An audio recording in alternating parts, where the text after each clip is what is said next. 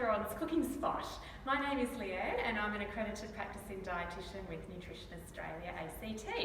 Today I'm going to be cooking for you a recipe from our Operation Dinnertime cookbook, which is one of our favourites, and it's called Chicken and Corn Risotto.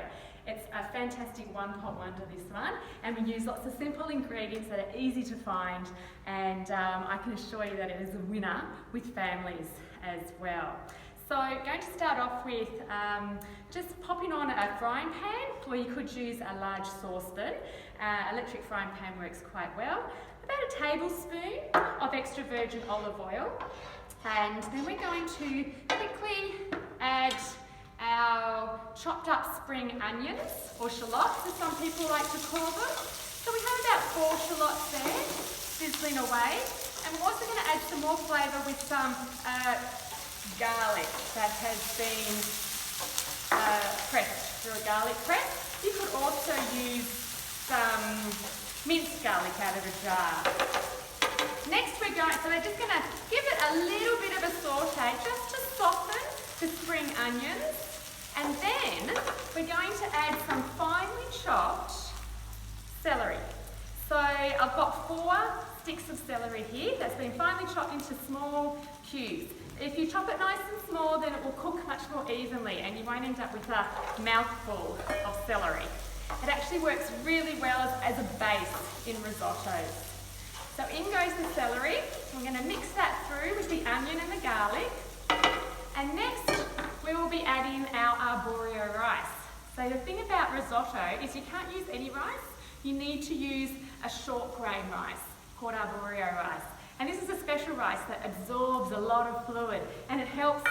This is the sort of rice that makes the risotto lovely and creamy. So once we've sort of got softened our mixture of spring onions and celery, then what we're going to do is we're going to pour our arborio rice in and start to mix that through.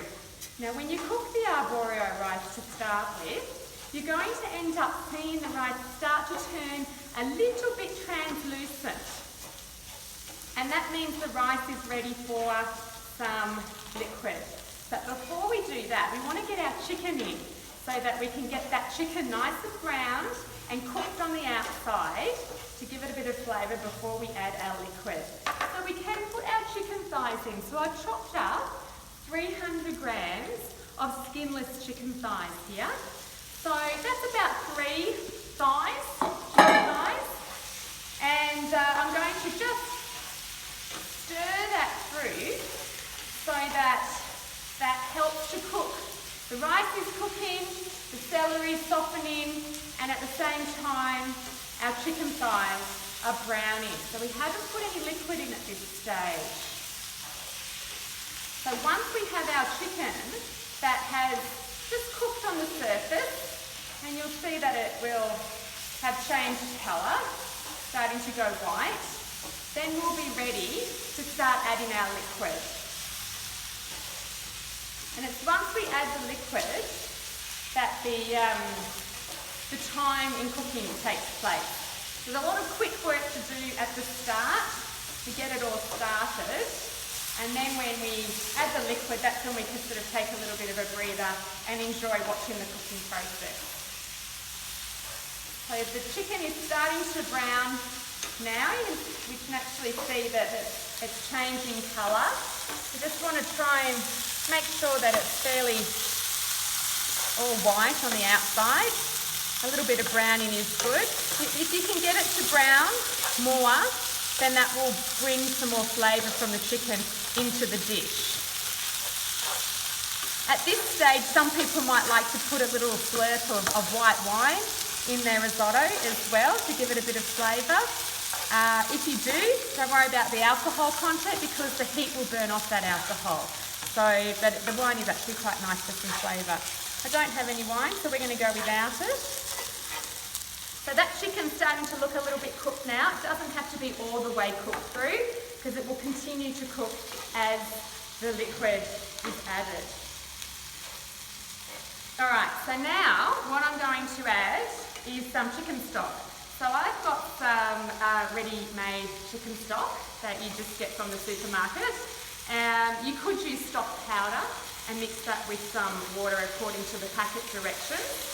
Or if you're quite the home cook, you can use your own homemade chicken stock. But I find that the liquid stock is quite flavoursome and easy enough. So we're going to pour that stock in directly. Now something that you'll notice, which is quite different to what other chefs might do when they make risotto, is they might heat up the stock and gradually add a ladle at a time. We don't need to do that in this recipe. It will still work. I'm all about having quick, simple dishes, and however we can make it simple and still work, then that's good for me.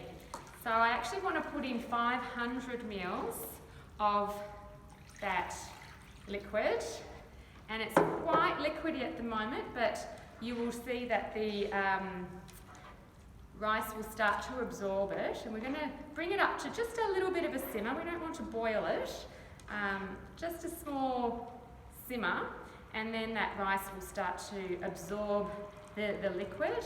And once that's started to absorb the liquid, then what we'll do is we can add our tinned corn and a secret ingredient, which is evaporated milk, and we'll finish off with our spinach.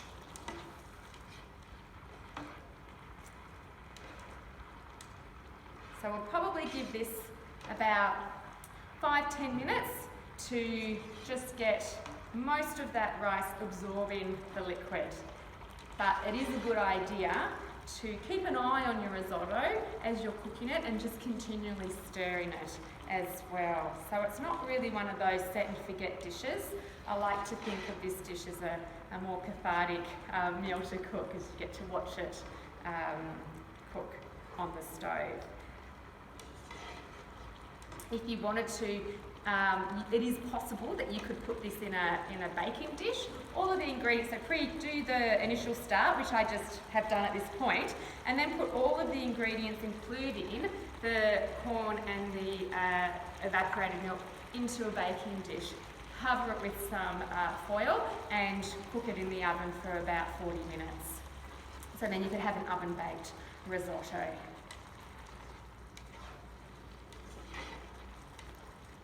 Right, so we've had this cooking now for about 10 minutes, just been simmering gently, and you can see that the rice has started to absorb the stock quite beautifully, but not completely. So it's softened the vegetables, and we've softened the rice, cooked the chicken a little bit more, and now we're ready to put in our tinned corn. Just a regular tin of corn. If you can get the tinned corn with reduced salt, even better. So we'll mix that one through. And to add a bit more liquid and some creaminess, plus some more nutrition from protein and calcium, we're going to add a tin of the evaporated milk. And this is what's going to give our risotto a really lovely, creamy sensation. And at the same time, give our dish a boost of protein and calcium. So we love using evaporated milk in many of our dishes. You can use it in place of cream. So it will still give a lovely creamy consistency without all of the fat, and the added bonus of the goodness of protein and calcium from the milk itself. So what I'm going to do now is leave this for another 10 minutes, and then we'll come back and finish off our risotto. Be careful to check on it and stir it regularly. So it's been about 10 minutes, and we've allowed our risotto to absorb all of that lovely stock and the evaporated milk, and it's now starting to come together quite nicely. If you find that the risotto is getting a little bit on the gluggy side, you can always add a little bit more stock, and this is particularly prone to happen when you're using an open electric frying pan like we've got here today. If you have sort of a saucepan sitting on the stove, you won't get as much evaporation, and therefore not necessarily requiring extra liquid for your risotto. But as you can see, the rice has absorbed pretty much all of the liquid now, and we're ready to add some more greens, so some more vegetables. Wherever we can get some more vegetables in the dish, the better. So I've got with me here some baby spinach leaves, And so you just buy a packet of those from the supermarket, about a couple of cups. It looks like a lot of spinach leaves that I'm putting here, and it probably is more than 2 cups I've got there, but you'll notice as the spinach cooks down, it just sort of disappears almost. And we don't want to put it in too soon because we want to keep the green of the spinach as it cooks. So we're really just mixing this through to allow the spinach to wilt. And you'll see before your very eyes that the spinach will wilt very quickly into this dish and adds a bit more folates and vitamins and fibre, all the wonderful goodness that having a vegetable rich dish will provide. Again, if it's starting to look a little bit dry, we can always add a bit more stock just to moisten it up a bit whilst that spinach settles down and wilts. So the spinach is pretty well done now. That's all it takes, just to wilt that spinach and keep that green in our risotto. Now our final thing to do with our risotto is we're going to turn off the heat now. And then what we're going to do is we're going to add a bit of Parmesan cheese. Now it's really important that we add the Parmesan cheese after the risotto has cooked through and whilst it is no longer on the heat, because what can happen is if we add the Parmesan cheese too early, we'll actually cook the cheese and start to separate in the dish. So I've got about 1/4 cup of Parmesan cheese that I'm putting in there now. I'm going to mix that through so the heat's turned off. It's still quite warm, enough to melt the Parmesan cheese through, but not to cook it. And this is going to help to bring the risotto together even more and create a beautiful consistency.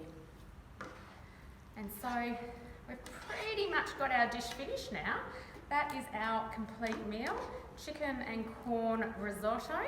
So that would serve, depending on how hungry your family is, should serve 4 adults fairly well, or in my case, 2 adults and 2 teenagers, or sometimes 1 teenager, depending on how hungry they are. So that's the finished product of our chicken and corn risotto.